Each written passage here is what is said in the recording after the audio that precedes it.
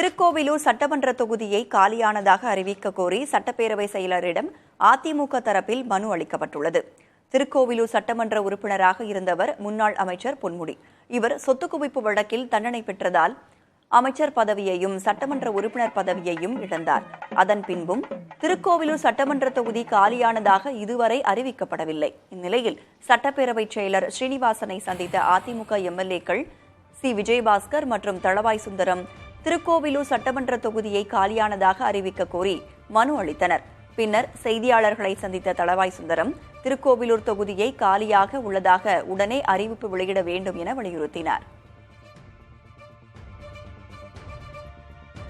Disqualify பண்ணியிருக்கிறார்கள், அதாவது அவருடைய பதவியை எடுத்திருக்கிறார்கள் ஒழிய அவரது தொகுதி காலியாக இருக்கிறது என்று அறிவிக்கவில்லை.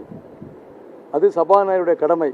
உச்சநீதிமன்றத்தினுடைய தீர்ப்பு, லில்லி தாமஸ் தீர்ப்பை இணைத்து அந்த தீர்ப்பின் அடிப்படையிலே உடனடியாக நடவடிக்கை எடுக்க வேண்டும் என்று ஸ்பீக்கர் கடிதம் கொடுத்தோம். அந்த கடிதத்தை இப்பொழுது செயலாளரிடம் கொடுத்திருக்கிறோம். ஜட்ஜ்மெண்ட் ஆர்டர் காப்பி ரெஜிஸ்ட்ரார்ட் இருந்து அவருக்கு அங்கே வரணும். வந்தவுடனே நடவடிக்கை எடுப்பதாக கூறியிருக்கிறார் எங்களிடம்.